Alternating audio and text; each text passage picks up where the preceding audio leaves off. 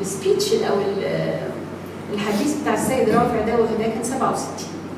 انا في تقريبا من حاجه و40 سنه. هتلاقيه زي اللي هو بيحصل دلوقتي.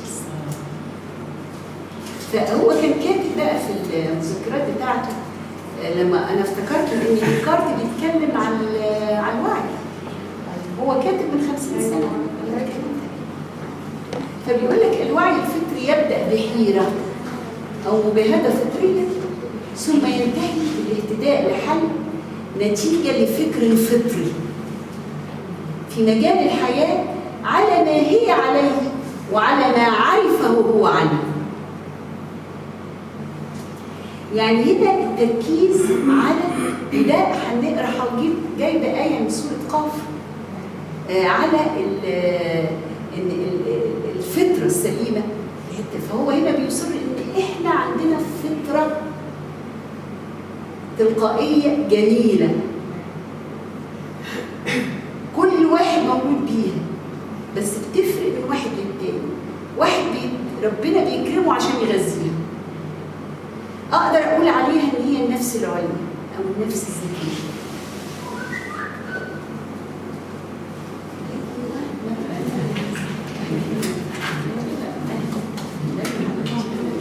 اهلا يا حبيبتي، اهلا يا ستي، اتفضلي.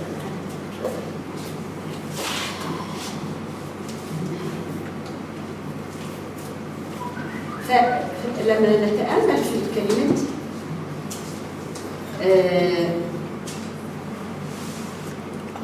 الاهتداء لحل، يجي الحل منين؟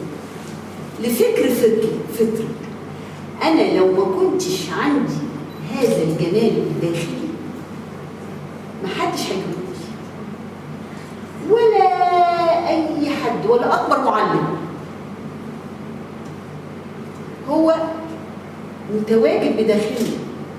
وحينما جاءت الرساله المحمديه وجاءنا الرسول صلى الله عليه وسلم بعظمته وجلاله، هو جاي عشان يرشد الناس انهم يكتشفوا داخلهم، مش بيجيب لهم حاجه جديده يزرعها جواهم.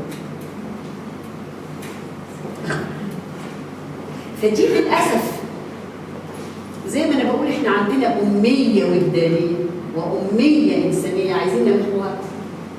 الناس متصوره حاجه ان ايوه الاديان جت عشان تدي حاجه وتعلم وتغرس جوانا حاجه ما كانتش جوانا اصلا. مع ان منذ بدء الخليقه والانسان يفكر في خليقه، حتى في ايام قبل الاسلام كمان، وده مش بس قبل الاسلام كمان، يعني من ايام الفراعنه ومن قبلها وبعدين. هل حد عارف امتى بدات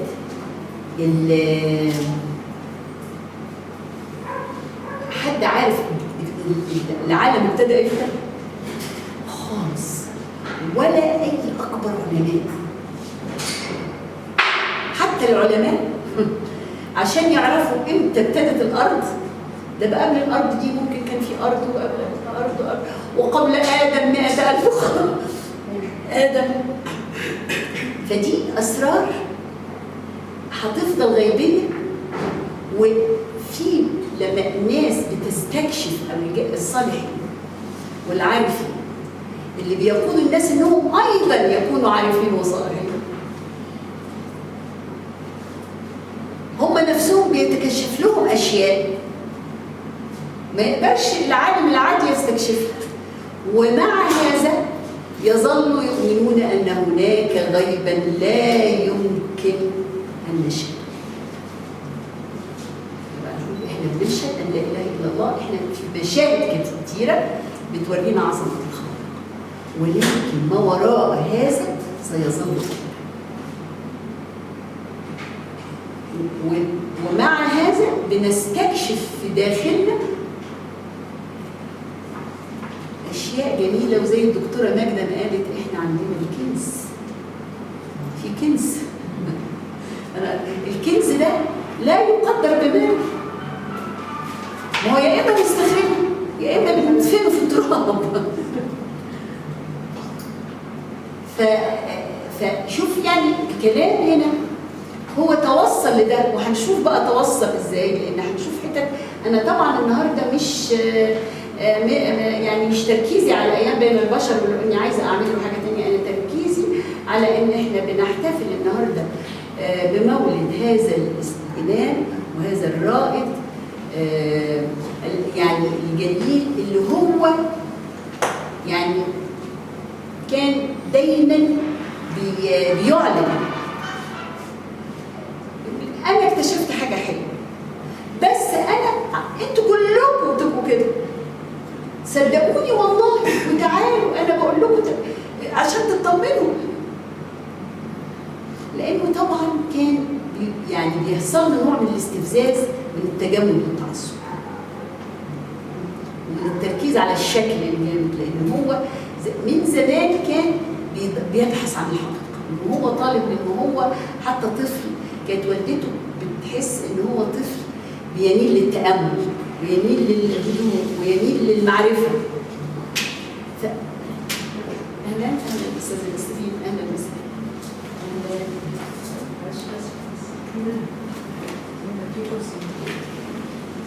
فطبعا احنا هنا لما اهلا وسهلا،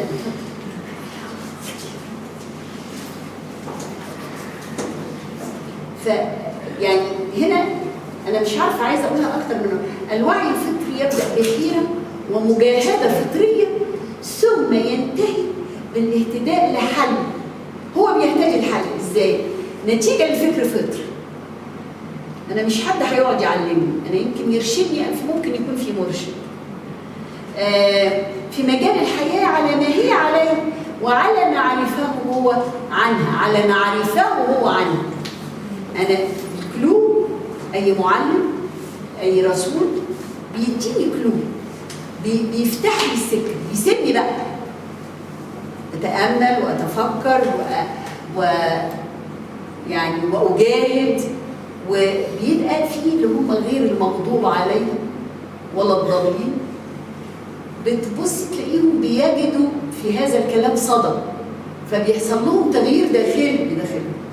يعني انا مثلا اعرف في ناس تبص تلاقيهم هم شافوك كده بتقولي كلمه على الفيسبوك ولا قلتيها في اي حته ولا كنت في التلفزيون، تلاقيهم هم نفسهم عجبهم الكلام وجايين لك من اخر الدنيا، احنا عجبنا ده، احنا عايزين نعرف.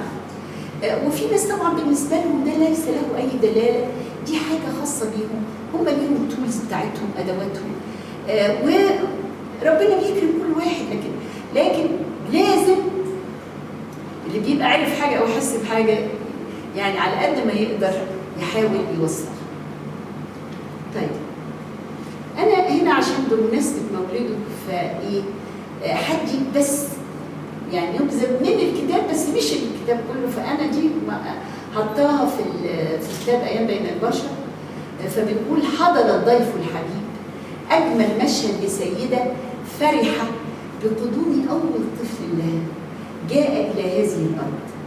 كان مولده في ليله قمريه، اخذته بين ذراعيها وضمته الى صدرها، وغفت لبعض الوقت، لم تكن مستغرقه في النوم تماما حينما سمعت صوتا وكأنه ينبعث من أعماقها يخاطبها: سيكون ولدك ابنا صالحا مباركا ذا عقل مستنير وقلب حي. ده أنا جدتي وإحنا صغيرين كانت تحكي لنا كده، تقول لنا أنا من باباكو ده من ساعة ما اتولد وأنا حساه كده إنه هيبقى كويس وهيبقى صالح. ولكن في الوقت نفسه كانت لما بتلاقيه ساعات بتجيله فترات ان هو ما يرضاش ياكل ويصوم ويزهد كده ويعمل خلوات. فمره كانت سافرت ورجعت، فلقيته خاسس قوي، فقعدت تعيط، قالت: لو كان بقى التدين هيبقى بالشكل ده انا مش عارف. اهلا وسهلا.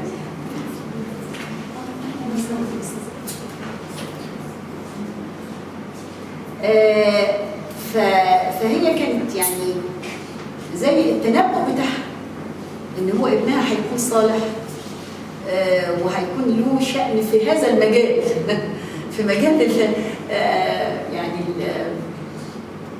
الاولياء الصالحين. مش مالوش دعوه بالدنيا، بس حبيت اجيبها الحته دي لان هو حبيت برضو اجيب هنا مش يعني مش هكتر في الاول اني عايزه اقرا الوصايا الحقيقه. هي بقى كانت بتقول لك انا بحس هو ببص في عينيه، بحس انه بيكلمني، عينيه معبره جدا.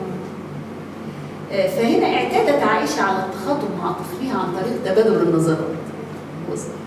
وفي ليله قمريه اخذت وليدها بين ذراعيها وضمته الى صدرها وغفت لبعض الوقت. لم تكن مستغرقه في النوم تماما حينما سمعت صوتا ولكنه ينبعث ثاني من اعماقه: امي انني جئت الى هذه الارض بهدف، امي انه ودي وحبيبي وقره عيني رسول الله صلوات الله وسلامه عليه، احبه جدا يا امي انه يملا وجداني ويهز كياني. وطبعا بقيتها موجوده في الكتاب، مش عايزه انا اقرا الباقي، طبعا هو في اللي قروا الكتاب. برضو تذكرت ان هو لما حج، فاللي كانوا حاجين معاه كانوا مستغربين جدا، لان هو اول ما راحوا عند قبر الرسول فحصل له نوع من النوع يعني من المحبه الوجدانيه. فبيقولوا قبل حتى ما يوصلوا كان مش عارفه بياخدوا عربيه نزل وبقى ايه هو نفسه، مع انه هو عارف ان رسول الله برضه في داخله نور الله في رسول، بس لكن يعني المكان وجمال برضه المكان وقدسيه الجسد بتدي طبعا نوع من الجمال الوجداني. فبيقولوا فهم كلهم بقوا مستغربين لان هو بقى من الوقت بقى ايه يجري، يعني يجري وفرحان ومشتاق قوي انه يدخل المسجد يعني. فهي حاجه بتيجي لاولياء الله الصالحين ان بيبقى من صغرهم في زي ملائكه بتحيطهم، وعلى فكره واحنا كلنا، فهو كل ما كان يحس حاجات دي ما كانش يحس بالتميز، كان يقول لك لا كل واحد كده، طب انتوا كلكم تقدروا تبقوا كده، طب يلا احنا مع بعض نقول الله. فدي كان الجمال ان هو حتى برضه كان مجموع الطلبه في الجامعات كانوا يحبوا يروحوا يقعدوا معانا اكتر ما يروحوا يقعدوا مع مشايخ، يعني كان يبقوا عندنا في حلوان.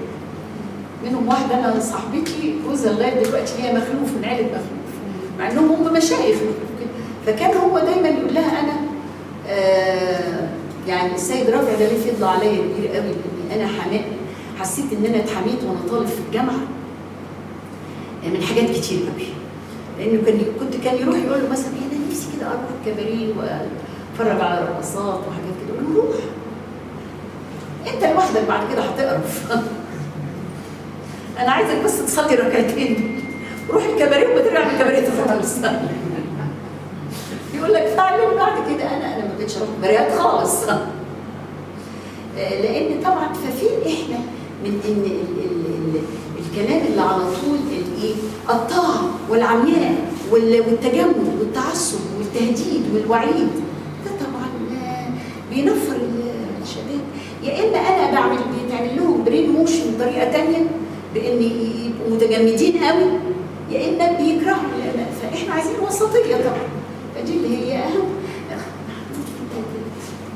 انا تجيب العصير من العمر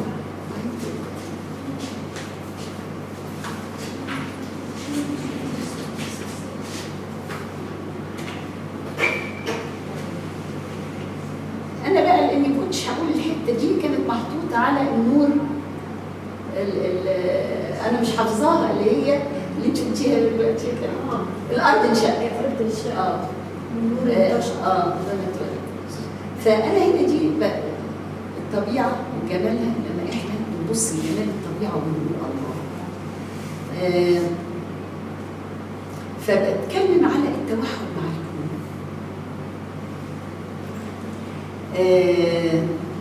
الانسان لما بيتوحد مع جمال الطبيعه وبيحاول ان يقول الله وسبحان الله، ان يبقى عارف وراء هذا الجمال خلق، فهو بيصبح وجه لله، وبيبقى عنده الرغبه ان يكون يكون عبد لله. اصل العبوديه لله دي مرتبه، يعني مش اي حد كده عبد لله. احنا عشان نوصل نبقى عبد لله لازم بنجاهد، في جهاد لازم نستكشف داخلنا. والحته بتاع كل آت الرحمن عبدا، كل آت الجميله بالقلب نتامل في الكلام احنا بنقراه. كل آت الرحمن، شفت جمال؟ ايوه ده الكلام كل، بس طب اعمل طبعا. عشان كده مش لا انا والله عبد لله والتاني مش عبد لله، لا، لا يجب ان يكون هناك تميز. فالحق بيقول لنا والله المشرق والمغرب فاينما تولوا فثم وجه الله ان الله واسع عليم. في بقى كيف كانت البدايات هنا، انا عايزه دي حاجه هتبقى في الجزء الثاني بس هنشوف ازاي هو ابتدى ازاي ان هو يتواصل مع داخله ويشعر نورا. ده كان بعد زواجه، كان سنة 1941. كنت أنا اتولدت بقى عندي سنتين.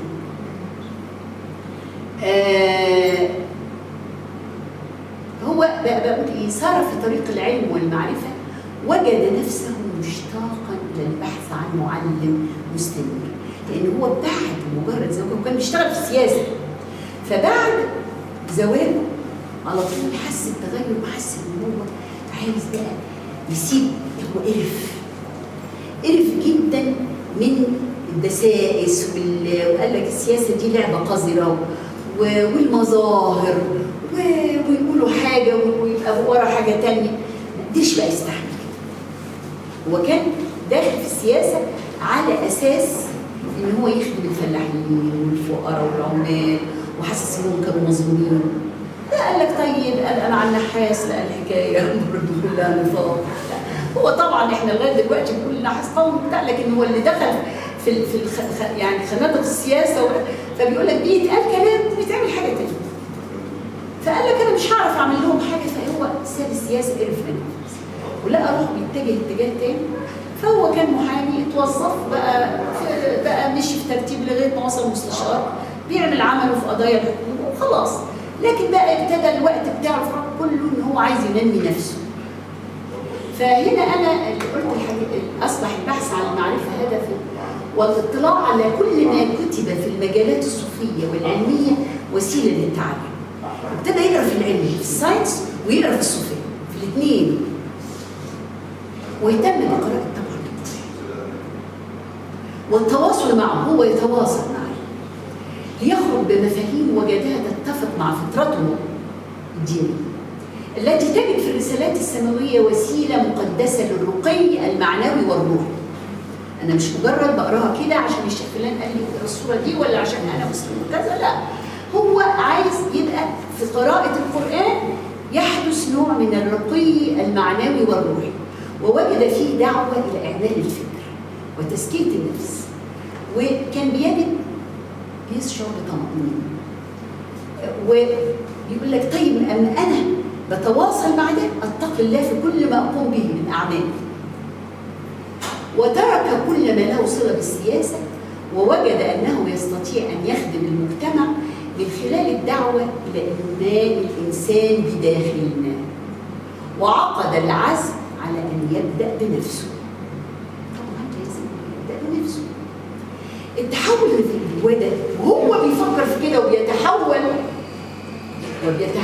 في كده، كان بيبقى مندهش. يعني لما اهلا بايمان اهلا، لما الانسان يلاقي روحه، ساعات دي تحصل، بس هو بقى حصلت له في الناحيه الروحيه والدينيه. يعني تلاقي روحك بتعملي حاجه ومندفعه تعمليها قوي وتبقي مستغربه انت بتعمليها. يعني ساعات كده تقولي انا ليه بعمل كده؟ فكان كان بيثير دهشه في بعض الاحيان، وكان يجد في بدايه لحياه مختلفه تماما عن القبل. هو كان عادي وكان ليه مثلا اصدقاء كانوا بيسهروا بتاع ده قبل الزواج، يعني شخصيه يعني عادي بيستمتع حاجات في الحياه يعني زي اي شباب. لا اروح هو مش بيحب كده. بس شعر انه بيبدا رحله يستكشف خلالها ذاته، رحله بين الحيره واليقين. كمان بقى كاتب في مذكراته احساسه بالابوه اعطاه سعاده، يعني هو بيتامل كده، يعني جعل يتامل في عظمه الخالق المتجليه في خلقه. انت ما بتشوفي طفل، شوفي الطفل وبعدين يكبر وبعدين يبقى لسه موجود وبعدين يبقى فرح، فهو لا روح بيتامل في الحاجات دي كتير. فايه كمان حس ايه؟ يعني بقى عنده رغبه في التواصل مع نور الله بخشوع وخشيه. وكتب ايه في المذكرات، ده جزء منها: الايمان بالانسان لا شائبه فيه، ولكن هل يكون الايمان بمادي الانسان او بمعنوي الانسان؟ هذه هي القضيه. لان كان ايام هم ما كانوا موجودين في ذلك الوقت كانت الناس كل حاجه تقول لك ايه؟ احنا نؤمن بالانسان. في كمان كانت الشيوعيه ابتدت تنتشر في الاربعينات، ويقول لك الاديان دي افيونه الشعوب، وكل حاجه يقول لك هو الانسان كل شيء. هو كان متفتح، بس بيقول لك انا ما عنديش مانع، يعني انا هو تناقش كتير في الجامعه في الموضوع ده.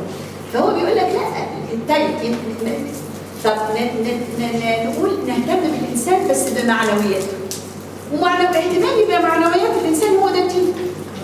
ايه المشكله؟ ما هو لازم يبقى اعترف ان في معنويات، وهو كانوا يعترفوا ان مفيش معنويات. هذه هي القضيه، ان المتدينين المتعصبين يقدمون الدين عنه حجر على العقل وتعطيل للنفس وحبس للروح، والدين من ذلك بارد. فهو كان كل ما يجي يروح ويسمع اعمل كذا وهتروح النار وما صليتش وما عملتش، كان ينفر، لانه هو حاسس ان الدين او اكبر من كده. يعني هنا مش حكايه تدين، شكل التدين ده ايه؟ مش شكله قواعد واحكام وخلاص، شكله هو بص لقى ان هو يعني يؤمن بان يقوم في هذا. ودول من المتصوفه الكبرى زي سيدي ابو الحسن الشاذلي، شمس تبريز بس كان شويه درويش في القواعد العشق وهو اللي احيا في الرومي داخل الرومي كان فقيه عمل الدرويش. فلما بقى الدرويش ده هم توحدوا مع بعض، الرومي قام بقى في الصوفيه وابتدى يكتب الشعر بتاعه. دي من الكلمات. وبرضه قبل ما اقول الحديث كان بيقول ايه ده؟ وده بينطبق على احنا موجودين فيه دلوقتي. لا قيمه للباطل الا في غفله الناس عن الحق في انفسهم، وهذه الغفله ما هي الا جزاء لما ارتكبوه في حق انفسهم بالتمسك بالباطل. انا نادي، انا بتمسك، يعني انا غافل عن جمال اساسيات الحياه فيها، غافل عن جمال وجودي على هذه الارض لكي اكسب معنى الحياه. فالدنيا بتاخدني دنيا زائفه حتى على حساب اصحاب الحق. يعني في واحد يظلم ما عندوش مال، يكذب على حد ما عندوش مال، يعمل زنبه لحد ما عندوش مال، حاجه كله ما ربنا هيفتكر. ما بيفتكرش ان هو كل ما يزيد في ده، هو ربنا مش مستني حسناتنا، لكن هو بيعمل ايه؟ بيفضل يهدم الجزء الجميل اللي جواه، اللي هو عايز الغذاء وبيصرخ ويقول له انا جعان عاوز اتغذى. الجزء الحق بداخلنا فيه انا عايز اتغذى. فهو كان دايما، حتى كان في محاضره في نقابه المحامين، فكان عمال يقول لهم والله صدقوني في حاجات حلوه قوي جربوا. وبرضو الحاجه اللي كانت يعني ايه، هخطف الصبح هخطف العصر ويروح بعد كده يغش في الميزان مثلا. فقال لك ايه؟ ليس الانسان اسير ركعات ولا عبد ايات، الانسان معنى الحياه وعبد معناه وذكر مولاه واسم الله. وما صلى المصلي ان لم تكن الصلاه صله بروح الحياه. الكلام ده اتقال من 50 او 60 سنه، لكن النهضه الروحيه في الغرب بتقول الكلام ده، بتقوله بالنص وتحسي بان المصدر واحد، ايكارت وغيره، انا مش حافظه عليه انه ماسكه، بس كلهم ده في مجموعه كبيره، ويمكن الدكتوره وبياخدوا من ايوه بس هم معترفين انه واخدين من والرومي واخد من القران بالظبط. فللاسف هناك نهضه وهيلينج.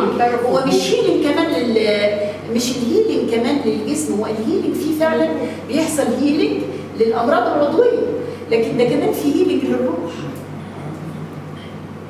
فهم مؤمنين جدا بالسبيريتشوال هيلينج، مش بس الفيزيكال، واحنا لسه هنا متاخرين جدا. فهنا انا بقول احنا في اميه عايزين بنحاول نمحوها على قد ما نقدر. فبيقول لك وما صلى المصلي ان لم تكن الصلاه صله بروح الحياه واجابه لمن ناداه من قلبه فلذات فاصبح حيا بمعنى. الكلام ممكن ساعات يبقى صعب شويه، لكن احنا بناخده بقلوبنا، يعني بيؤخذ اهلا وسهلا اهلا وسهلا. فهو بيؤخذ بالقلب قبل اهلا وسهلا. هو محمد اللي عامل الساعه. طيب ايوه اتفضلي اتفضلي. فهنا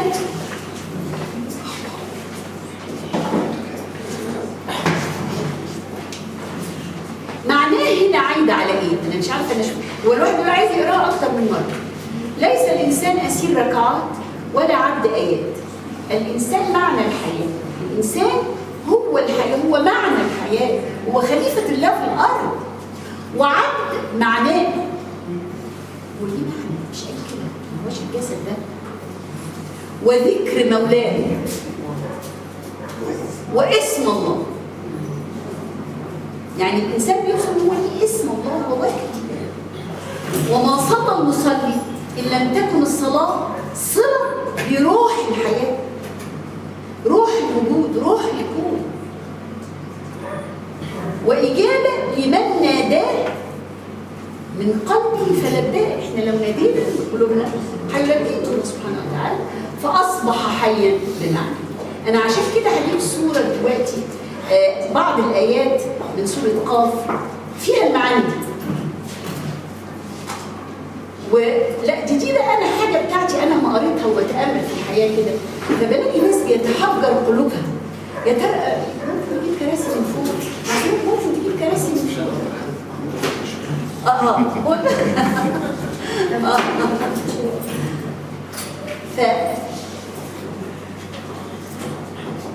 اهلا يا حبيبتي، انا ما كنتش اهلا يا لينا، اهلا يا ستي.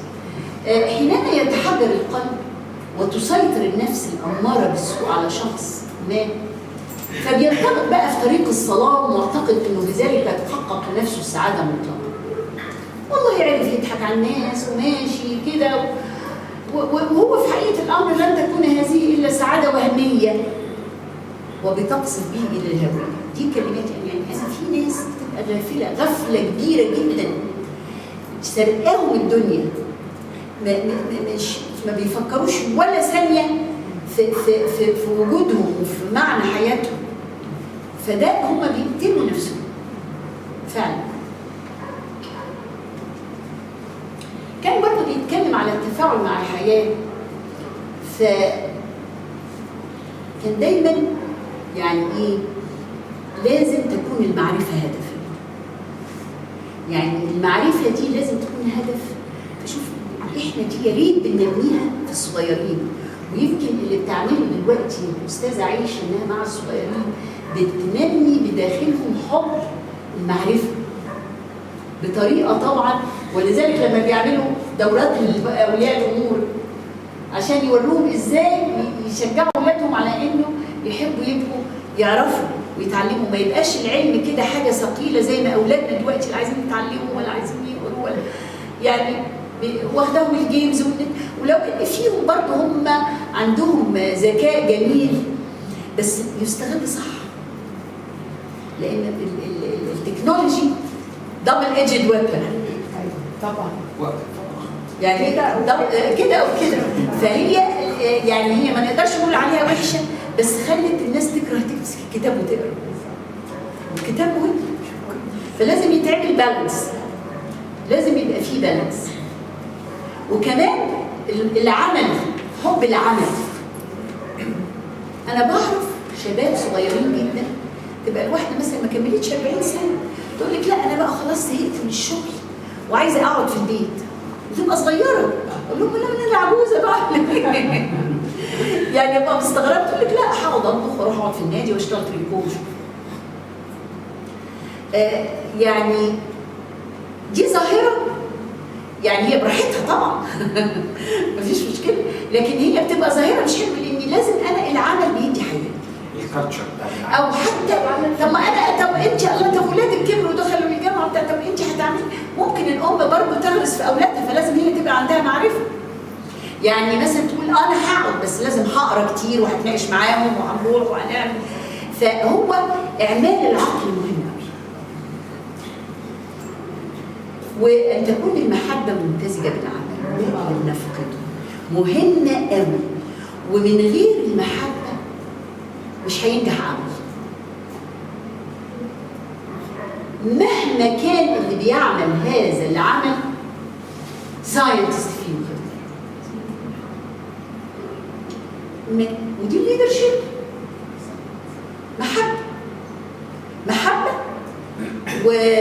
ومش محبه ومعرفه وحزم وصدق وعداله. الحاجات دي عايزينها لازم تبقى موجوده في الليدر عشان تنجح العمل. حين ذاك تكون متصالحا مع نفسك ومع الناس ومع الله. فده هدف كلنا بنعمل، وده كان دايما برضه دي حاجات من كلمات والدي. في يوم بقى في ابريل عام 1941 في عام 1941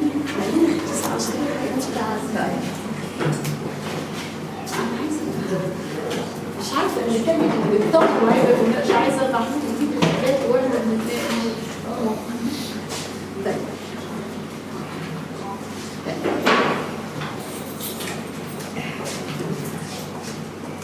كيف تبدلت الارض غير الارض والسماء غير السماء في نظر باحث عن الحق. دي كانت البدايات القوية قوي في حياته هنشوفها دلوقتي. كان سنة 1941.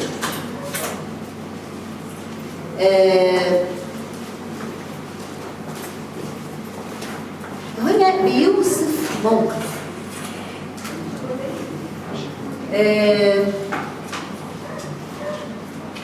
بيقول ايه؟ صليت المغرب قبل ان يخيم الظلام، صليت المغرب ثم اتجهت تجاه كرسي اسيوطي. الكرسي ده موجود عندنا في الاوضه في الحميه في اوضه الغالي. هي الاوضه موجوده دايما، والكرسي ده انا دايما ابص على الكرسي كده وببقى حاساه كده ان هو قاعد عليه. وهو كرسي كبير مصنوع من الخشب السن ويوجد عليه شلتتين. الشلتتين موجودين لغايه دلوقتي، احدهما للجلوس عليها والاخرى لاسند عليها ظهري. فهو كرسي مريح للاسترخاء والتامل. وكنت اشعر ببعض الاجهاد فجلست مغمض العينين حتى جاء موعد صلاه العشاء. فضل من صلاه المغرب لصلاه العشاء كان هو قاعد على الكرسي. هو بيحكي تجربه وبعد صلاة العشاء جلست جلسة تأمل. الكلام ده من 60 سنة اللي احنا دلوقتي بنعمل جلسات التأمل، ما كانش ساعتها معروف الكلام. هي حاجة كده كانت بتاعته بينه وبين الله سبحانه وتعالى. كان من الفائي. جلست جلسة تأمل وهي ما يسميها أهل الهند الجلسة الماسية، اللي هي لما بنقرأ تحيات. أنا أعتقد يعني كده اللي هي تبقى على الركب دي لما نيجي بنصلي ونقرأ، أعتقد هي دي. ونسميها نحن جلسة التحيات، ده هو قالها. متوجها إلى القبلة، مستغرقا في التأمل، مجاهدا النفس. يعني الكلام ده 60 سنة.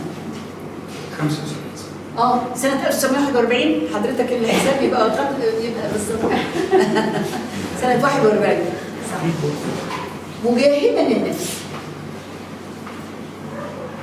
أن تتخلى عن الإحساس بموجودها المادي إلى المعنى اللطيف. هنا في وعي بيتكلموا عليه دلوقتي السبيريتشوال تيتشرز في الغرب. في الوعي هنا أنا عايز إحساس نتخلى عن الموجود المادي إلى المعنى اللطيف القائم، حتى أخلي رأسي من كل خاطر يتجول في أمر زمني، واتجهت بهمتي وجهتي بيت الله، معروفة بهدي رسول الله، متصورا وجود نقطة من النور متواجدة في أعماق ظلام النفس. إحنا في جلساتنا التأملية في المديتيشن حاليا دلوقتي بقت في السنوات الأخيرة دي ناس عندها وعي إنها تعمل جلسات تأمل، وبتبحث عن نقطة النور التي موجودة في أعماق ظلام النفس، واللي بنعود عليها الأطفال ونقول لهم شوفوا الإنر بيوتي، وبيقولوا إن إحنا شفنا حاجات الأطفال الصغيرين. هو بقى كان بيعمل كده، ده سنة 41، ده بعد زواجه بسنتين أو بثلاثة، أنا عندي سنتين. واتجهت بهذه الهمة مع أنفاسي في شهيقها وزفيرها، يقارنها. مش عارفه بس اصل ان في ناس على فكره، وبالتالي الاستاذ سلامون اللي كاتبين الكلمه دي لما بيلاقوا كلمه ما يبقوش عارفين يقروها بيحطوا شطرتين كده. فهنا بايه؟ مرددا اسم الله للوعي لا بنطقه، مرددا اسم الله للوعي الداخلي. الكلام ده بيتعمل دلوقتي، هو يعني سابق عصره في حاجه، دي حاجه ليها ليس ليها عصر ولا زمان ولا مكان اصلا. واذا بي هنا اسم الله للوعي لا بنطقها، ولكن مرغوبا متقيا مرغوبا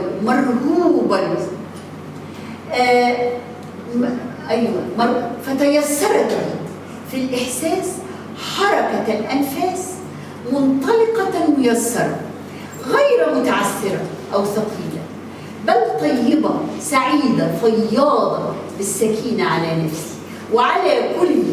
وإذا بي أفاجأ بطاقة من حول أحسست بقربها بكل، لم تزعجني ولكن استقبلتها في سكينة وحسن استعداد لقبولها، فإذا بها تدانيني حتى تتخللني وتسكن في كلي، وإذا بأذني تسمع صوتا واضحا يبعث على الطمأنينة، ولكن لم أستطع تحديد مصدر واحد لهذا الصوت، فهو يجيء من جميع أركان الحجرة، وأجد داخلي يردده وكأن القلب يتكلم.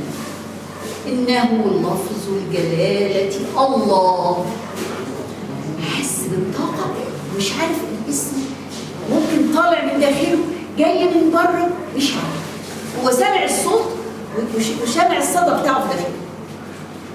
افقت من هذا الحال والتقطت انفاسي، وكان هذا امرا بالنسبه لي غريبا لاول مره، غريبا على وعي وتقديري، رغم ايماني بوحدانيه الله على اساس مما قدمه عن ادراك الموحدين لله، ولكني في اثناء المظهر كنت اتساءل بتفكيري الذي بقي يعني، فالنطق لم يصدر عني، ده مش انا اللي بقول، مش لاقي لسانه اللي بيقول. كيف يكون هذا؟ وما معنى هذا؟ لأن هو كان دايما يقول لك أنا لاقي روحي كده حابب رسول الله وحابب القرب من الله وحاسس بحاجة كده ملائكة بتحيطني، لكن أنا مش عايز أبدا أفقد عقلي. فكان دايما يقول العقل أصل الدين، لأن كان في ناس، كان في واحد بيجي لنا في البيت كنا في الوان، كان اسمه إيه؟ أنا بنسى اسم الشيخ إيه؟ عبد الواحد. لا مكذوب. مكذوب. أنا كنت خايفة منه. لا شفتوش انت؟ لا كان بابا دايما يقول تحكي عليه، كان دايما يجي كده ويدخل ويقول لي ايه؟ الشمس والقمر، الشمس والقمر، ماما ويجري. مش عارفة اسمه، مش راضية شربين. لا مش عارفه نسيت اسمه ازاي، على فكره هو قايله في المذكرات بس انا مش فاكره. طيب هنعيش بقى مع حديث من احاديثه كان بيتواصل بها مع تلاميذه، والتاريخ بقى شوف انا قفزت ايه بقى من 41 ل 67 بقى 14/7/1967.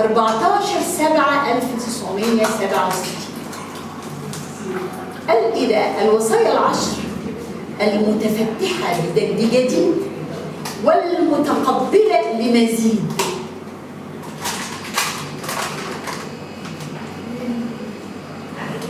يعني عايزة أقول إيه؟ يعني في حاجة إن العلم والمعرفة والمجاهدة في سبيل الله ليس لها نهاية، وليس لها انك تقولي خلاص كده المعرفه كده، لازم على طول طلب لمزيد، وطبعا على طول في جديد. هنا دي كانت حقائق يتذاكر فيها ويتواصى بها المؤمنون بالرساله الاسلاميه. كان بيتكلم، هيكلمنا عن البشريه والبشر، فتكلم السيد رافع عن اشياء اثبتها العلم. فطبعا لم يستطع العلم ان يحدد متى بدات الحياه، ولم يستطع العلم ان يخبرنا عن سر الحياه خالص، ولكن الوظيفه الفطريه ولفظ الجلاله لاستحضار الوعي من اعماق النفس. انا بتكلم ده ابص الاقي كارت بيقول استحضار الوعي من اعماق النفس ليتواصل مع الحي القيوم. يقول لك ايه؟ to communicate with the being. شوف يعني الجمال ده عندنا احنا الكلام ده.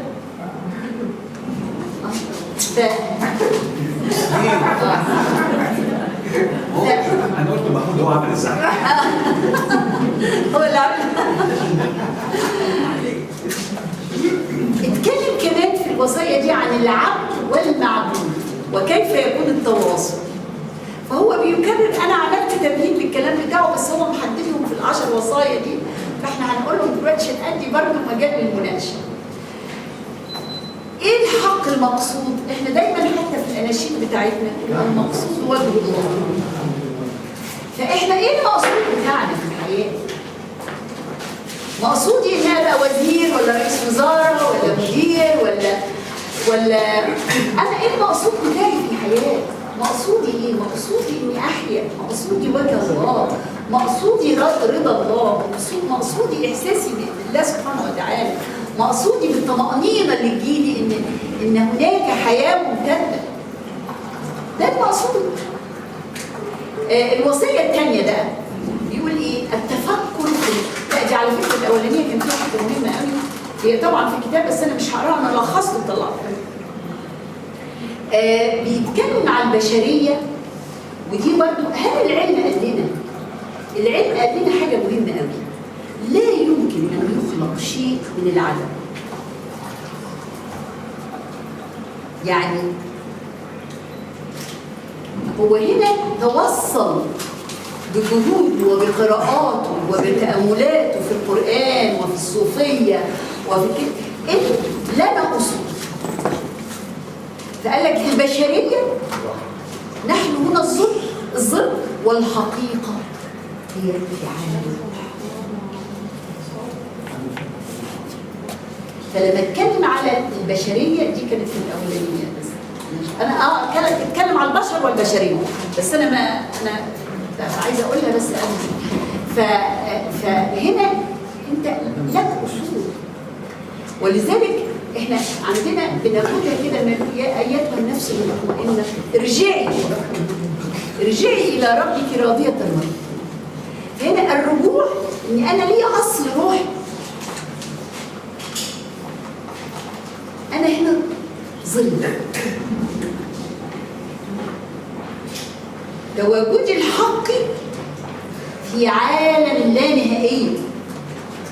في ناس يقول لك وفي عالم، ايوه موجود عالم نهائي موجود، وانت ما انتش من الجسم ده، انت الطاقه اللي بداخلك، انت بداخلك طاقه، وهذه الطاقه سميها ما شئت بقى، لكن هي موجوده ونورانيه ولن تذهب، لن تفنى، لن تروح الى العدم، ده هي متواجده وبتتوحد مع هذا الكون الحي.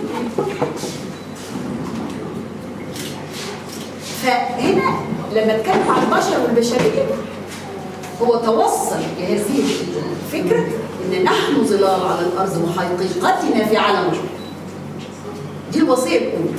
فيا ايها الانسان انت على هذه الارض تواصل مع حقيقتك، تواصل معاها، ما هي قريبه منك. والله بيقول لك انت اقرب، انا اقرب اليك من حبل الوريد. دي برضه سوره قاف هنشوفها طيب انت ايها الانسان تواصل مع حقيقتك عشان خاطر تحيا، لانك هنا اصل كلمه دنيا، انا اصل دنيا من دنيا ادنى شيء. ده ايوه احنا نستعين ونأتي بالأرض، ونأتي من الأرض جسدا، ونأتي بالروح من السماء. بالظبط كده. يعني انا مصطفى برضه يساعدني في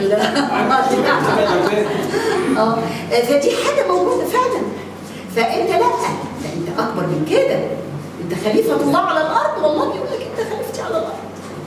ما تبنوش بقى وتهمل هذه الحقيقه. فدي كان دايما ينادي بيها يعني احيوا، انا عايزكم تبقوا احياء، انا عايزكم، انا حسيت بحاجه عايزكم تبقوا انتوا بنات. فدي كانت دي الوصيه الاولى.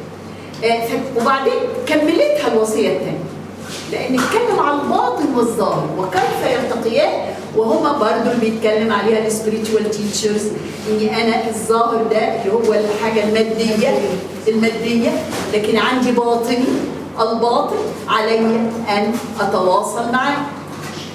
ازاي اتواصل معاه؟ ده بقى اللي بذكر لفظ الجلاله بطريقه صح، اللي هي كانت في الوصيه الاولى.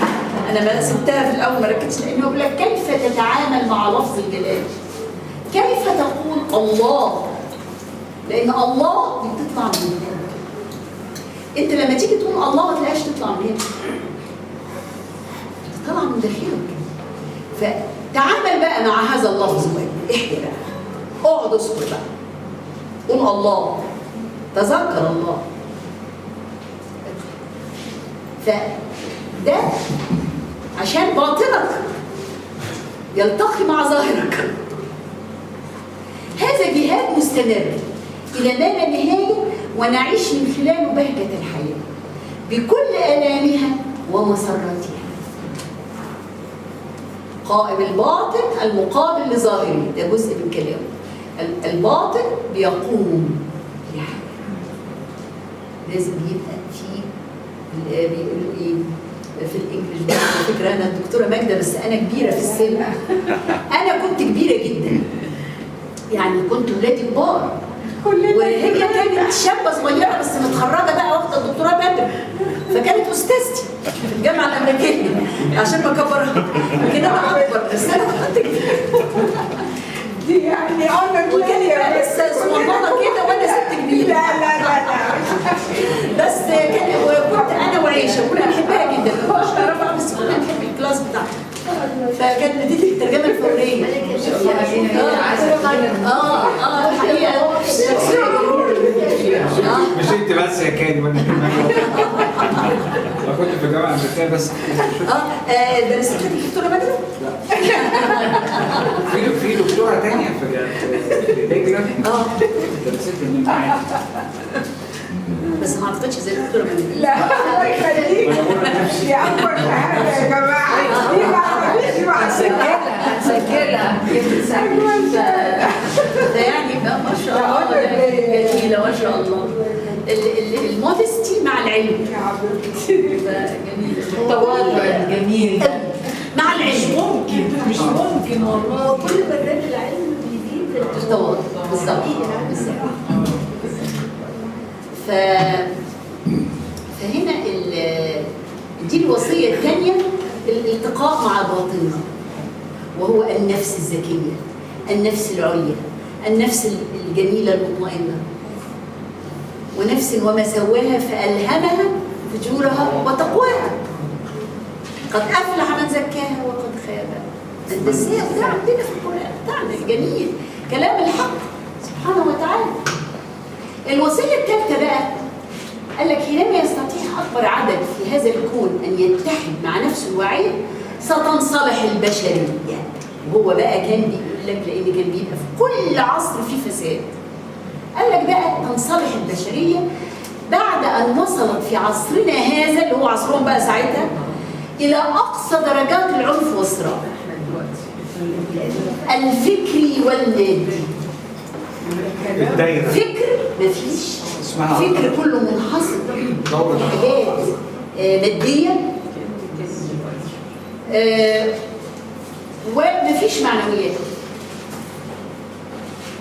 تعصب، تجمد، واستغلال الدين، أسوأ استغلال.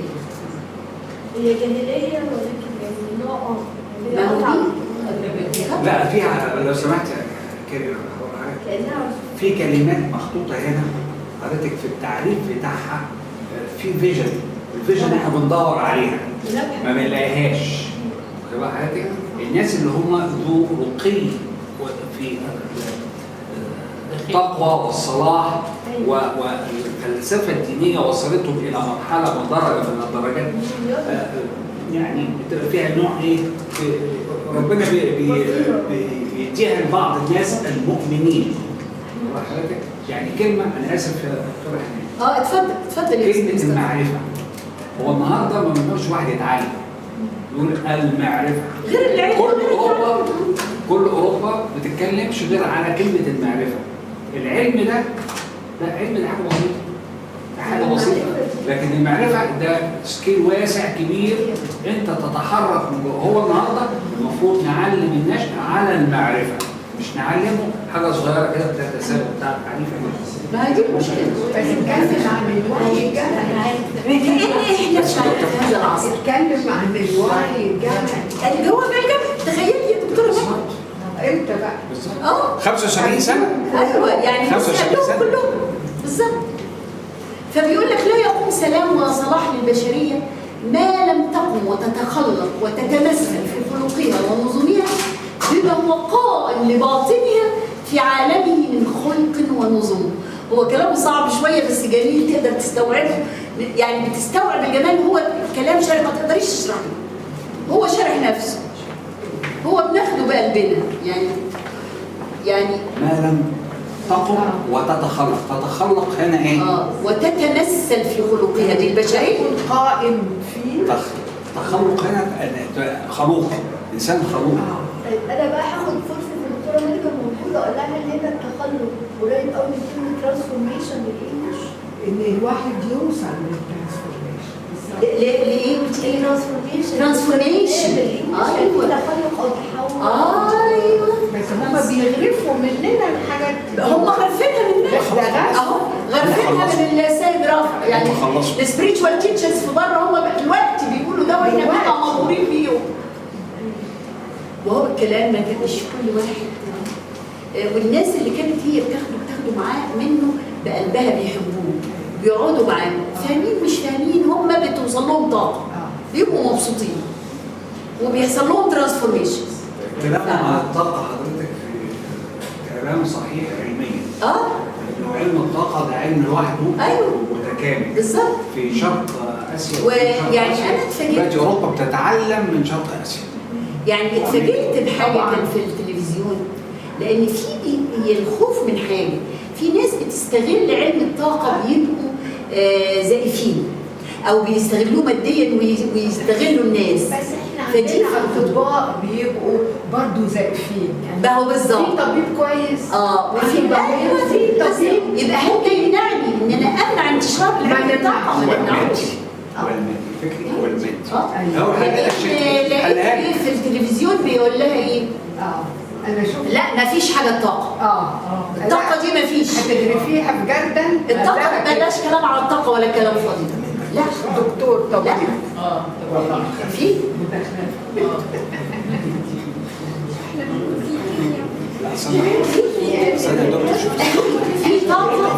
في طاقه ايجابيه، في طاقه سلبيه، في طاقه روحيه. طبعا سلبيه. فهو هنا تتمسك بما هو قائم لباطنها. لازم انا احياء الباطن عشان البشريه دي تتعدل. ازاي بقى احيي الباطن ده؟ في طرق حاجات كتير. فيعرف يبقى هو قائم لباطنها في عالمه من خلق. الاول قال لك خلق وبعدين نظم. لا تخطيط. انا بقى معرفش يعني بصيت لقيت الصوره دي سوره قاف، كنت بقرا في القران وعجبتني، وكنت بقرا في الوصايا العشر، حسيت ان انا اقدر اربطهم قوي. وجيت اقرا التفسير بتاعها مع احترامي للكل، انا ما اقتنعتش بيه قوي. انا مش داعيه ولا انا فقيهه، لكن فانا عايزه احنا نشارك مع بعض في هنا. لما ولقد خلقنا الانسان ونعلم ما توسوس به نفسه ونحن اقرب اليه من حبل الوريد واذ يتلقى المتلقيان عن اليمين وعن الشمال قعيد ما يلفظ من بخاف قوي بغلط، ما يلفظ من قول إلا لديه رقيب عتيد وجاءت سكرة الموت بالحق ذلك ما كنت منه تحيد ونفخ في الصور ذلك يوم الوعيد وجاءت كل نفس معها سائق وشهيد لقد كنت في غفلة من هذا فكشفنا عنك غطاءك فبصرك اليوم حديد. دي لو رابط الموت بقى انا خايفه من الحاسه دي يعني. لا هي فيها بس فيها انا مش شايفه ابدا، لان في ناس الله رحيم، الله ما بيهددناش خالص ولا عمره هيهددنا، هو الرحمن الرحيم. انا اللي بهدد نفسي، انا اللي بعمل الانسان، انا نفسي هنا نعلم ما توسوس به نفسه، لان احنا قلنا ان احنا في الدنيا وكلنا نفسنا بتوسوس لنا، لكن احنا بقى عايزين نقاوم ده اللي هو برضه قالوا لنا عليه السبريتشوال تيتشرز اللي واخدين من القران بتاع اللي غارفين غارفين السبيريتوال تيتشرز من كل حاجه بتاعتهم. والله كل ما اجي اقرا لحد منهم الاقيه واخد مننا بالعمق بتاعنا، مش مننا بالمشايخنا اللي هم ماسكين ما هي اصل هو مش حكايه علم، مش حكايه انا درست القران ودرست ده ودرست الفقه ودرست وماله، ما احترمه واتعلم منه حاجات شكليه لكن هي مش كده، هي انا لازم اتواصل مع الحق. انا عايزه هنا لان انا طبعا في التفسير حسيت التفسير فيه سطحيه، ومع كده احترمه لانهم ناس مفسرين، احنا مش دعاء يعني، هم طبعا ليهم احترامهم، لكن احنا كمان من حقنا نتواصل مع قول الحق. ولقد خلقنا الانسان ونعلم ما توسوس به نفسه ونحن اقرب اليه من حبل الوريد. يعني لما الحق بيقول لي انا اقرب اليك من حبل الوريد، طب انت ما تفكرش ان انا اقرب اليك من حبل الوريد ايها الانسان؟ عشان كده وسوس. بس هو عارف لاني انا في ايه، في دنيا اللي هي دنو، فعشان اطلع من الدنو ده مش سهل، الحكايه مش سهله. احنا في دنيا زي ما قال مصطفى بيه، دنيا يعني دنو. ده القاموس المحيط اللي ده القاموس المحيط اللي دي قراءة.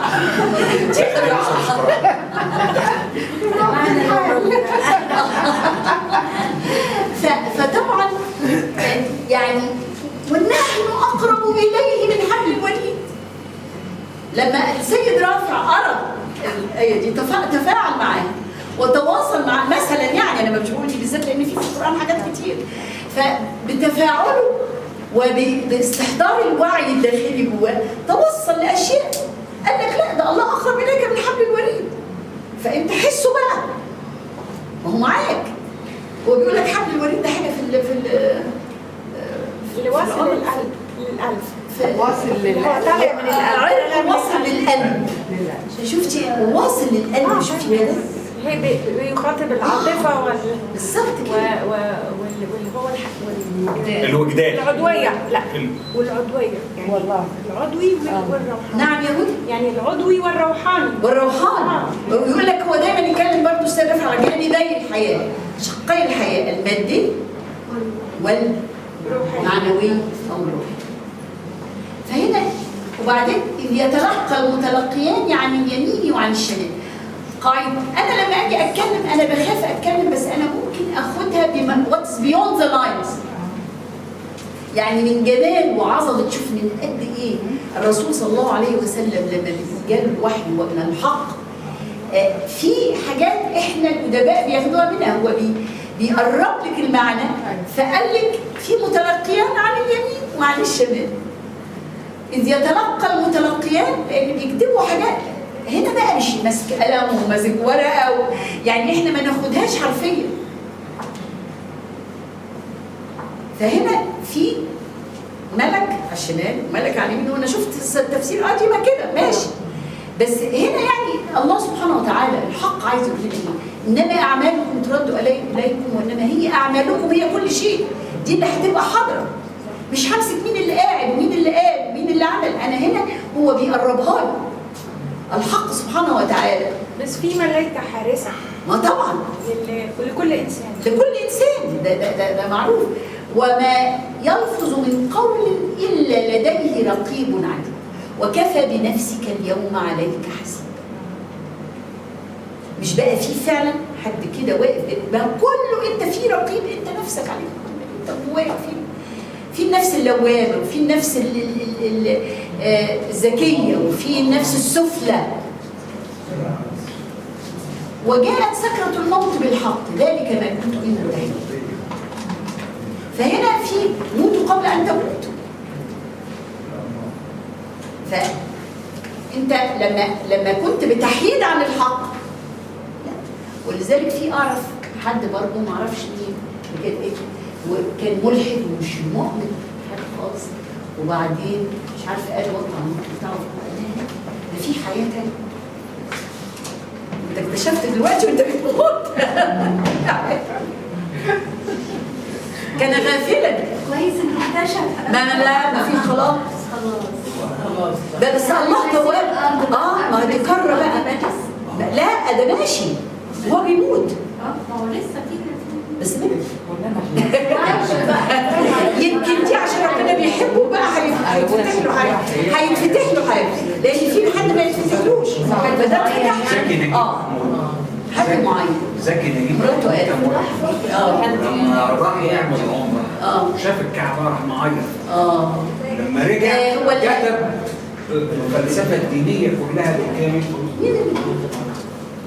نسرين ومصطفى محمود مش قال رحلات من الشرق لا بس ده هو ما شاء الله مصطفى محمود ده لا بس ملحد ايوه لكن هو بقى مش ساعه الانتقال لا هي زي ما بتقول برضو مأمن ان ده جايز كان بيعمل حاجات كويسه كتير وهو ملحد برضو، فعشان كده الله سبحانه وتعالى وراه. فهو بيقول لك فهي كانت زوجته لا في دي على فكره هي السيده دي حد هي تعرفه. قالت لي قال لا شاف حاجه شاف ولا لا ده فيه فده يمكن عشان كانت اعماله كويسه. لا هيبتدي بقى ياخد خطوات بقى يسير في المعراج يسير في المعراج. فهنا طبعا الغفله مش كويسه، فدي من الوصايا برضه هيقولها بقى تاني برضه السيد رافع قايلها بعد الايه دي، قال لك الغفله من الوصايا الثانيه بقى. تواصل فطري بينك وبين عالم النور بداخلك وبالعالم الخارجي في نفس الوقت ينمي بداخلنا طاقه ايجابيه تساعدنا على مقاومه الظلام الذي يحيط بنا. السيد الامام بيقول الاديان والحكمه وفلسفه البحث عن حقيقه نتجت وتولدت من محاولة كل من الجانبين الاتصال بالجانب الآخر، وهي محاولة فطرية بناموس وحدة الجانبين. لازم احنا نبقى عارفين ان عندنا جانب شق روحي وشق مادي، فعليهم ان يتواصلوا لان بيحصل توازن. احنا ما بنقولش ابدا ان احنا ما نستمتعش بماديات الحياه، ما بنقولش ابدا ان احنا ما نفرحش لما ننجح ونخدم ونعمل. ما هو حب لاخيك كما تحب لنفسك، ما انا لازم احب نفسي، لكن لا اهمل الجانب الروحي. دي بيسموها الغفله. فهو قال لك الغفله هنا دي بتؤدي الى الهاويه. فدي من الوصايا ان طبعا وده تواصل فكري بينك وبين عالم النور بداخلك وبالعالم الخارجي في نفس الوقت. لان في بيحصل على فكره الناس ودي مش محبوبه ابدا، ساعات في ناس ما بتستحملش الومضات الروحانيه، ساعات بتجيلهم فبيحصل لهم لطف. فهنا نطلب من الله ان يحمينا، فلازم يبقى الشقين متوازنين. ده المكذوب؟ لا احنا في داخلنا حضرتك خديها كده المكذوب حاله بس ما نديش ما نديش تعليق تاني، يعني ما نجيبلهاش هي حاجه. لازم وحده الجانب، شقي الحياه، نعيش الحياه بمناهجها وبمسراتها وبكل حاجه. وبرضه دي معرفش هتتفهم ولا لا، لان كان ويليام بليك كان مش مبسوط من ان كل حاجه يقولوا ده حرام وده حرام، اللي هو ما كان في المسيحيه اسخن من المتعصبين بتوع الاسلام. فمش عايزينهم حتى يستمتعوا بالحياه. فهو ما كانش بيحب كده، هو بيقول لك انا الله سبحانه وتعالى ده عايزنا ان احنا نبقى جويفول اللي هي الرهبانيه. لا ما هو ايوه بغير الرهبانيه، يعني الرهبانيه ايوه وعايزين رهبانيه وبس، مش عايزينهم يمارسوا الحياه. في كلام فطبعا كان هو ضد الكلام ده، ولذلك الكنيسه قالت عليه. بس بيقول كلام حلو تاني جدا لان هو تواصل معاه. وسقوط الغفران. وحكايه سقوط الغفران ما هي طبعا دي مأساة. في بقى الوصيه الخامسه طريق الاستقامه والعلم والاصلاح ومدرسه الطريق. برضه هو بيصر على انها ما بتجيش الا لما يتوازن شقي الحياه. الشقين الجانبين المادي والروحي. فانا لقيت الصوره دي سبيريتشوال بيكتشر كده، شوف في ايدين اتنين في وسطهم حاجه كده بترمز اني انا اتواصل مع الحق في داخلي واعيش حياتي الدنيويه. وبالعكس هيزيد، هستمتع بيها اكتر لان هيبقى عندي سلام وسكينه. مفيش مانع ان انا افرح بحاجه حلوه جديده، مفيش مانع اني انا اعمل اي حاجه حلوه احبها، اسمع اغاني، اسمع موسيقى، اعمل اي حاجه. يعني الاولاد لما عايزه ترقص ترقص تلعب، ما هو ده اللي بيقول لك جوي، لازم الجوي، تعبير حركي. ها تعبير حركي، كل حاجه بس بالايه، باللي هو في توازن جزء انفعالي حضرتك وجزء انفعالي. تركيز عالي يعمل توافق ما بين العضلات والنفس من الداخل. عشان كده في الدراويش، والدراويش لما كان جلال الدين الرومي اللي كان طالع من الدراويش ترجع لقصه الفريق اساسا. نتائج بقى الانحراف العقلي، وده اللي احنا بنعاني منه دلوقتي. هو سماه انحراف عقائدي، اللي هو انا مسلم، انا مسيحي، وزي الدكتور محمد انت وانا واحنا. بس احنا كانت الدكتوره ماجده ما بتقصدش كده. هي قصدي ممكن التعبير يخون بس يوصل معنى غلط. لا هي ما هو مش في الجامع ده، مش في الجامع، لا لا لا لا لا هي ولذلك هي فاهمه، هي يعني احنا بنقول احنا بنفتخر كلمه حق، بفتخر بناس عندنا ان احنا كان التانيين السبريتشوال الجمال دول قوي كان دول مصدر ليهم تعليم، بس ده كان مصدر ليهم تعليم. انا بفتخر وماله لما افتخر؟ زي جلال الدين الرومي. لا سبريتشوال تيتشر. سبريتشوال بفتخر بيه؟ بفتخر بيه زي ما بفتخر. ما انا بفتخر بيه ده طبعا. ده هي عامله محاضرات عليه، ده هي محاضرات انا بشوفها في اليوتيوب على دول. ده انا بتفرج على المحاضرات على دول. انا بشوف المحاضرات ده هي عامله على دول. ده عامله على كارت اشكال والوان. سامعه على كارت عامله اشكال والوان.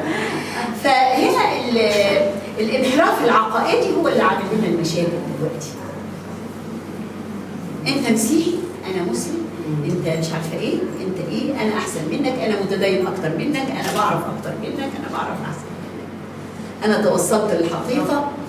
ده طبعا احنا دي حاجه عارفينها احنا، بس لما النقطه بتاعت ان مثلا ان في كان ناس عندنا عظام دي لازم اقولها. فانا لازم من الطفوله اعلم الطفل ازاي يتامل، ازاي يعني يعيش عدم التعصب. لاني انا بشوف اطفال صغيره تبص تقول له بتكلم، مامتي بتقول لي ما تكلمش مسيحي. لا ده مسيحي، ده كتير. فده في منتهى الخطوره.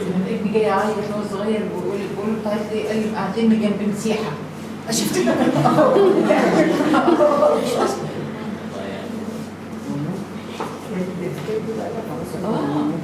بقى الحقيقه الوصيه السبعه دي، التواصل الروحي للبشريه هناخده بمعنى، لان صعب لسه قوي على ان يعني نبقى فاهمين ان عالم الروح حاسس بينا،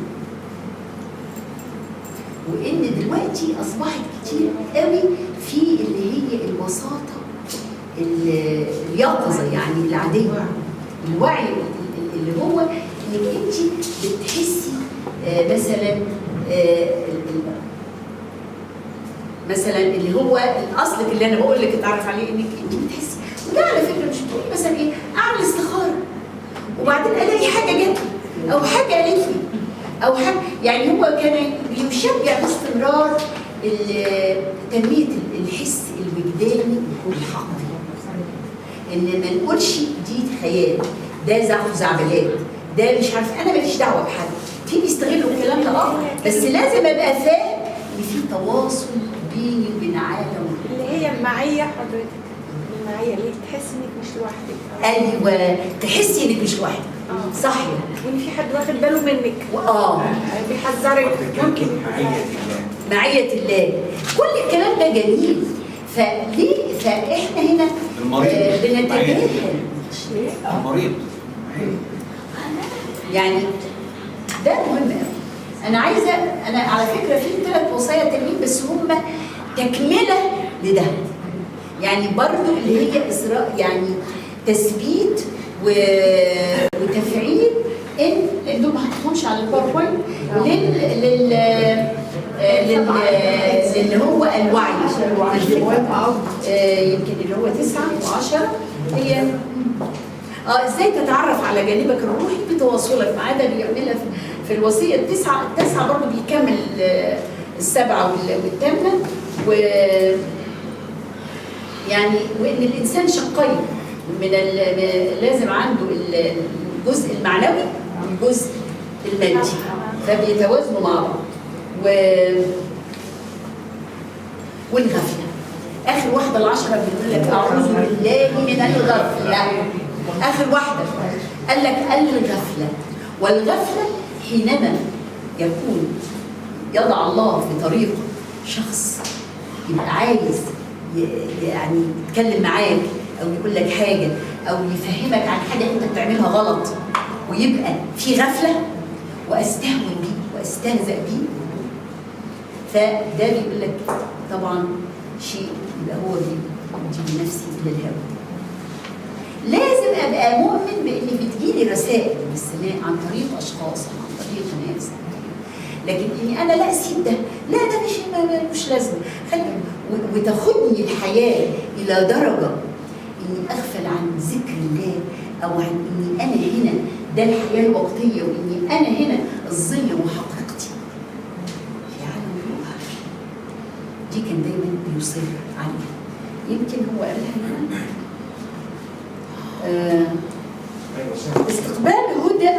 استقبال هدي الراشدين بالحياة ومبعوثين في ومرشدين في خدمة الناس أجمعين. فبيقول لك لازم بيبقى فيه، ومن هنا جاء الأنبياء. ولما الأنبياء يقول لك لا مكانة النبي، لا كرامة للنبي في أرضه، فدي كانت بتبقى طبعا طبيعة الدنيا، طبيعة الناس، ولذلك هي بداية القرآن. بسم الله الرحمن الرحيم، الحمد لله رب العالمين الرحمن الرحيم اهدنا الصراط المستقيم صراط الذين أنعمت عليهم غير المغضوب عليهم. فطبعا احنا بنطلب ان نكون ان من غير ما نبقاش المغضوب عليهم اللي هم غافلين عن ذكر الله، وان الحياه واخداهم قوي. وبعدين لما يجي لو واحد صالح بقى فعلا هيستيقظ قبلها على طول، فممكن وفي مش هيبقى دريان، يبقى ده راح للهلاك. وانا متهيألي طولت عليكم وطبعا يعني انا شخصيا حاسه ان السيد رافع معانا كلنا، يعني هو بيراعينا كده، يعني دايما واحد في بقى اللي هي وساطه حسيه ووساطه سمعيه وفي وساطه بصريه، يعني الحاجات دي يعني دي حقيقه، بس يعني بدرجات. وده اللي انا عايزه ليه، انا قصدي برضو يا امام يعني ايه، ان الحاجات دي معروفه في بره اكتر مننا، بالرغم من عندهم اللي هي التواصل الروحي. التواصل الروحي معروف. انا سألت الاربع اللي فاتت سألت الدكتور نفس الكلام ده، قال لي لا. انا كنت بقول النهارده بره يعني السبيريتشواليتي عموما اكسبتبل عندهم اكتر من هنا. قال لي لا خالص، قال لي لا. على السيد علي؟ طب انا ما بنتكلم عن الموضوع ده. اقول لك على حاجه، هي الفكره ان برضه احنا حاليا يعني ما بنحبش، لان التواصل ما خدش بينا. التواصل دلوقتي بقى حاجه بينك انت وبين اصولك وبين يعني نور الحق في ده. يمكن ده اسلم واقوى واحسن. علاقه باطنيه. علاقه باطنيه، ولذلك انا رسمت لا لك يعني الاخر حتى لا ما اتكلمنا على البطن وزي. فممكن السيد علي بيخشى ما يخشى.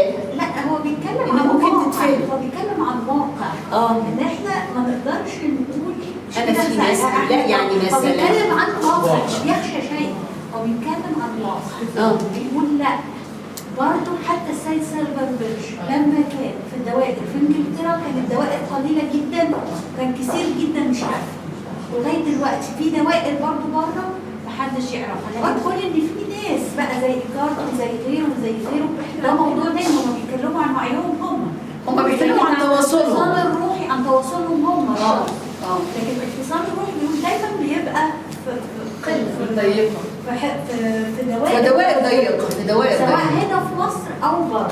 لا بس هنا في مصر ما فيش. لا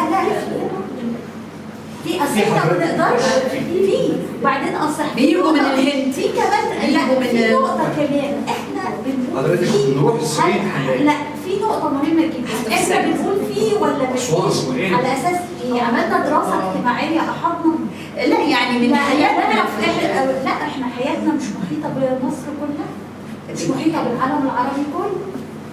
مش العالم العربي، احنا لما بنتكلم على انجلترا وعلى الكلام ده لان بنشوف في الفيسبوك بنشوف كده، لكن هل هم لو احنا عايشين هل اللي عايشين هناك عن برضه تلاقيهم بيقولوا زينا مفيش؟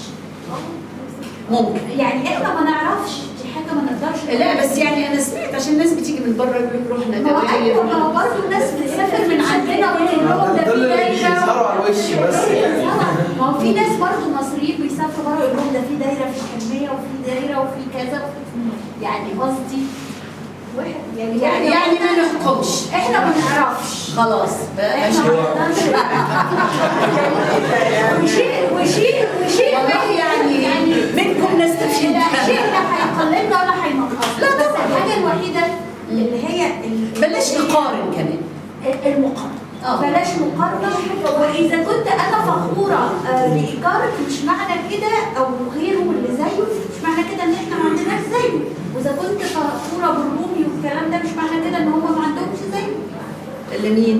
لا هم بره طبعا في سبيتشر الوعي الحقي على الارض انا جنسياته نحن دي بقى انا مثلا من قراءاتنا بقى بنلاقي في السبيريتشوال تيتشرز في كتير ده من القراءات، في كتير حلو احنا معاه احنا ما انا بقول لك في كتير، لكن انا هنا يعني مثلا احنا عندنا اللي كويس جدا مثلا اللي كنت احبه جدا مصطفى محمود يعني برضه هنيجي نقول له نقطه ماده هو اسلوبه مش بسيط، ممكن اسلوب ايكارت يكون مبسط لو مصطفى محمود من الناس الممتازه بينقلوا اكتر القديسين والاولياء في مصر ما يتعدوش يعني. انا عايزه اقول الحته دي يعني الموضوع السبيريتواليتي يعني برضه يا زي مين يا احمد؟ زي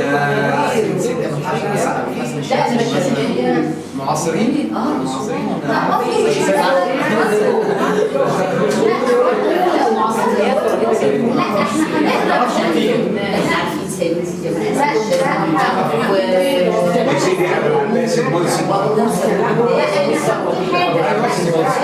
مقدسين على الناحيه الزمنيه.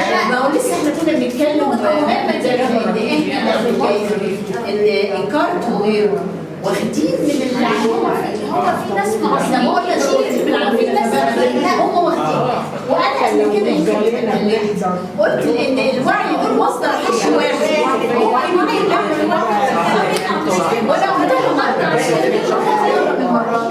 بنلاقي كلام سيد رافع على زي كلام بالظبط هو بيتكلم السيد رافع عن الوعي كل حاجه واخدينها ترجمت هنا وعشان كده لا ما هو في فرق بين الترجمه وبين زي في جميع الرسول بيتكلم عن الكلام ده انا وان بول وكل واحد والكلام ده انا لما بقول ده حصل من 65 سنه لا كتير دلوقتي الكلام عن المديتيشن وخذ الواعي والتامل دلوقتي ابتدت ده مواضيع الساعه في بصي اولادنا في ناس كتير على فكره كويسه جدا بس ما بتطلعش كتب. في طبعا انا مش هاجي يعني اقول قصدي احنا ما نعرفش احنا ده شيء احنا مش طيب مثلا نقدر نقول ايه في الغرب طلعوا كذا كتاب عن سبيريتشوال بس في مصر ما فيش، ده حاجه ملموسه نقدر نعدلها بالظبط. لا انا دلوقتي كمان في حاجه توصلت لها دلوقتي مهمه جدا، وهي يعني كان لسه يوم لا معلش. طيب لا ما هو انا علي ركز عليه. ما هو انا عشان كده دلوقتي عايزه اقول حاجه مهمه قوي، ان احنا ما نقارنش. ليه؟ لان احنا كلمه الحق بنروح لها ونسمعها من اي مكان. لا يعني قصدي بقى مش هنقارن. ليه مش هنقول دوائر روحيه؟ ما لان في وحده. لا احنا عايزين لان في وحده. وبعدين في انا عايزه ارتقي بفكري وارتقي بنفسي بصرف النظر عن اي حاجه. بصرف النظر عن اي شيء. يعني في انجلترا، انا لما كنت هناك انا رحت دوره تدريبيه كده في انجلترا، كان حضرتك الناس هناك بيفكروا ان في حاجه اسمها عفاريت واشباح بطريقه ساذجه جدا زي الفلاحين بالظبط. يعني ما هي واحد، هم نفس الناس. بس على فكره يعني اصل دي يعني في انجلترا بالذات منتشر الموضوع ده، حتى مش التفكير، الواقع في عفاريت واشباح فعلا. يعني دي حتى السيده عليا كانت ساكنه في بيت فيها عفريت.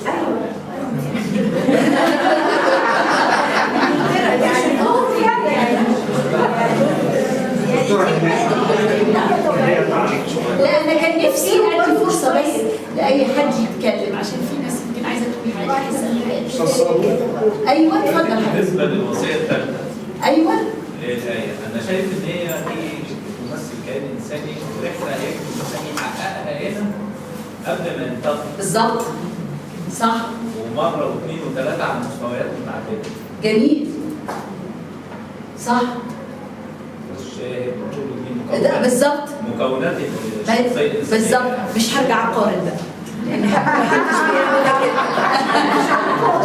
بالظبط. هي وصيه لكل طالب الحق عاوز يعملها يعني. انا متفقه مع حضرتك، كنت عايزه اقول كده بس ما قلتش. انا هبقى يعني احسن من المفسرين يعني، مش بس هو ده كده صح. وحضرتك كده بناء على وعي داخلي وفطري عند حضرتك. السيدة عائشة. نعم. السيدة عائشة. مثلا بناء السيدة عائشة انت توصلت معاه. جميل. وبعدين السيدة عائشة مش هي اللي بتقول لك ده هو داخلك، هي بس اديت لك الكي، لان هو لو مش خليتك يعني مش هتتجاوب. ما هو ده هي تواجد عندك البرين ستورمنج، يعني حصل نوع من التفكر، وحضرتك اللي توصلت زي ما قلنا هنا في الوصايا بتاعت السيد رافع، ان بيقول لك كل واحد هو اللي بيتوصل بفطرته. وحديث النبي خذوا ايه من سيدة عائشة؟ يعني خذوا دينكم، نصر دينكم من سيدة عائشة. لا بس هو يقصد السيدة عائشة اختي. والسيدة عائشة لا هو بيقصد السيدة عائشة رافع. وحتى السيدة عائشة قلت حضرتك عندها من الملكات النورانية كويسة. طبعا. الدرجة بتاعتها عالية. يعني بيسموها 3 درجات. وفي مصر في 360 مقام من الصحابة. مقام من الصحابة. حضرتك الحضارة هنتكلم بس عشان خالتي. اصل هي الحضارة بتبدأ بالعلم والعدل والإنتاج والفن والإبداع والخلق الكريم اللي هو داخل من الأديان. أنا ما قلتش الكلام ده. الكلام ده سيدنا داوود اللي قاله. فدي يسموها قواعد الحضارة الخمسة. جميلة يا مصطفى. الحضارة بقى لما جت انتقلت من مصر القديمة انتقلت إلى اليونان ومنها إلى أوروبا، فتعلموا الحضارة المصرية. وبعدين حصل حاجتين الاولانيتين دول حديث اللغة. فبداية اللغة المصرية القديمة احنا بنتكلم واحنا قاعدين كده بنتكلم عن اللغة المصرية القديمة. في بعض الألفاظ ممكن نجيبها لكم مرة عليها هي.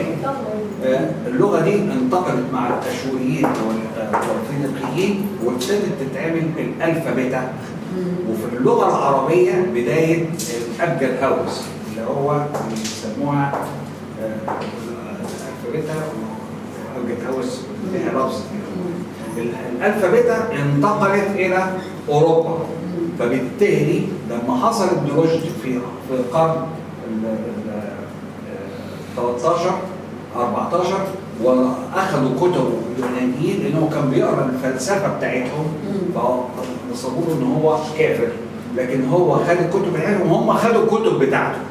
الكتب بتاعته بقت ما هي بقى المواضيع ده بياخد من ده وده بياخد من ده، بس اللي بياخد من ده وده بياخد من ده هو شيء عايز يعرف. في نقطه مهمه حضرتك، اللغه اتصال.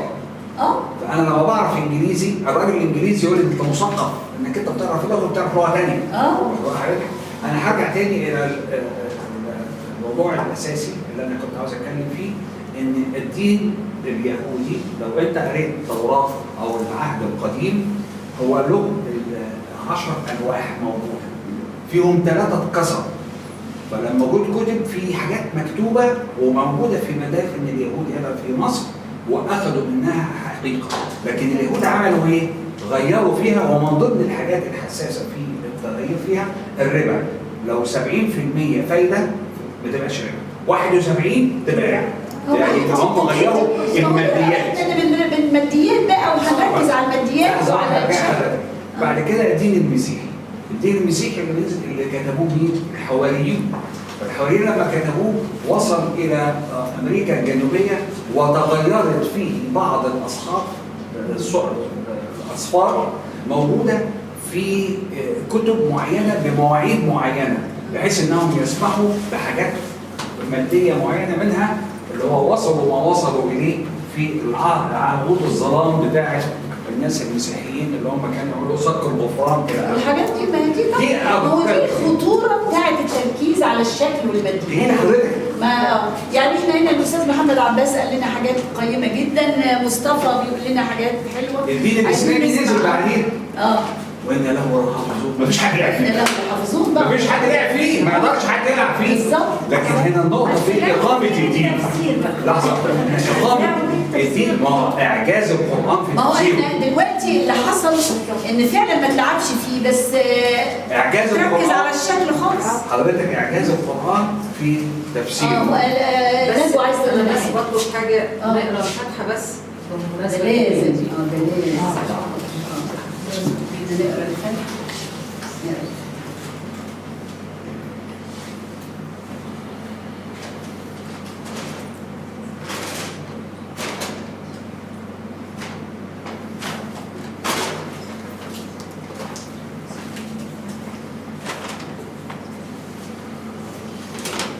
المهم يعني طبعا يعني اهم حاجه بالنسبه طبعا لقول السيد رافع ان احنا اتكلمنا على الوصايا بتاعته وشفنا قد ايه جميله وعايزين نتواصل معاها اكتر من اي حاجه.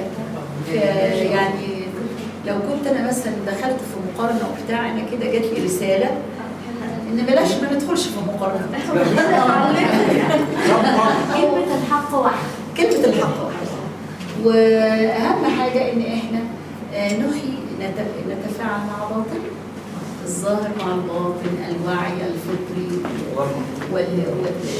والاستقامه الفطريه وعدم الغفله، لان الغفله دي طبعا يعني اعوذ بالله من الغفله، من ان الدنيا تشدنا وتاخدنا. ده فانما احنا ده قال لنا وده عاد لنا وده قال وده عاد، مش موضوعنا. هنا في دوائر، هنا ما فيش دوائر، مش مهم. ما دي برضو مش موضوعنا. هي بيجي كده بتيجي كده زل، يعني مش يعني هي عايزه هو بس هو في حاجه انك انت بتلاقي يمكن دي داخله فيها حته نفسيه شويه، انك انت لما بتلاقي الغرب محقق نفسه وعايش يعني حياه كويسه وما فيهوش اللي بيحصل عندنا ده. لا فبس لا بس ده يمكن مش ده السبب. بس بطريقته.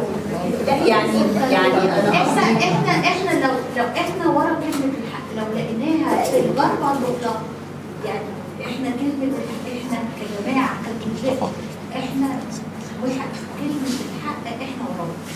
بس احنا تبع كلمة الحق، احنا بعيد عن التعصب، عن التجمد، عن التميز ايا كان يعني هذا التعصب والتجمد والتميز في الشرق او في الغرب او في الغرب، في كل مكان، في كل مكان في كل مكان. يمكن حالة نفسية لان انا شايفة في تدهور جامد في البلد عندنا، يمكن داخلة فيها ان انا فانا عايزة اقول ان ده نتيجة لعدم الوعي الصح وعدم الايمان هم عندهم مشاكل تانية، هم عندهم مشاكل تانية بس بتؤدي بيهم الى تدهور، بتؤدي بيهم بتدهور بطريقة تانية. فاحنا احنا لينا بقى دعوة ان احنا في نفسنا وان احنا بنعيش مع كلمة حق. كلمة حق بنعيش معاها، بنشوف جمالها. احنا ابتدينا اهم حاجة ان احنا نحيي داخلنا ونحيي انفسنا. وازاي نستعمل من ضمن الوصايا اللي كانت الوصيه الاولانيه كيف نتعامل مع لفظ الجلاله. مالي انا بقى ولا لا، لفظ الجلاله المقايل في اول حاجه في الوصيه هو ده. حتى كلمة الله هي الله في أي مكان دي في ايدك الله، في ايدك اهي. حتى في كلنا دي مهمه. أمين يا أمين. عايزة حتة تانية؟ يعني دكتور مجدي وصايا حاجة تانية؟ محمد ميم تنفعنا في وقتنا ده. ميم وقال لك كمان التخلف العقائدي، التعصب العقائدي اللي هو موجود دلوقتي، وقال لك بيؤدي الى الحروب. الكلام ده بيتقال من 65 سنه. 75 طب انا بقول لك انا سالتك ساعتها كان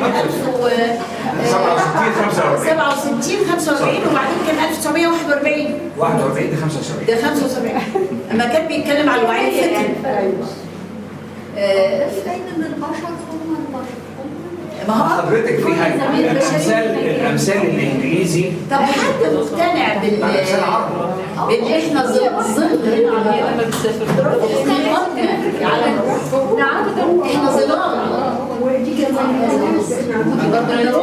الفكرة دي كانت في دماغي حتى لو حصل اتصال بحد انتقل في العالم الآخر، مش هو ده الشخصية اللي أنا أعرفها هنا، هو بيبقى ليه روح تانية، شكل تاني، فالواحد هنا ما بيبقاش مش هو أنا هنا الظل. ظل حاجات تحت حجاب. دي برضه قايلها السيد رافع، قال لك البشرية ظل لعالم الروح. كان نفسي أنا أعرف رأي أي حد خلينا احنا عجزنا بقى، بقينا هنا الحقيقة وهنا الواقع، كأننا الظل اللي احنا مش عارفينه. يعني احنا تمسكنا بالظل وبقى استفدناه. ليه ده انت عايزه تقولي حاجه؟ وانا كنت عايزه اقول حاجه واقعيه جدا. هي يعني دي كانت خطرت في بالي. انا عارفه ان احنا دلوقتي يعني مرحله مهمه قوي في بلدنا التعليم. انا عايزه يعني حاسه ان في حاجه دايما بحبها قوي في التعليم، ان انا استفيد بالكلام اللي انا سمعته النهارده. هو التوازن بين العقل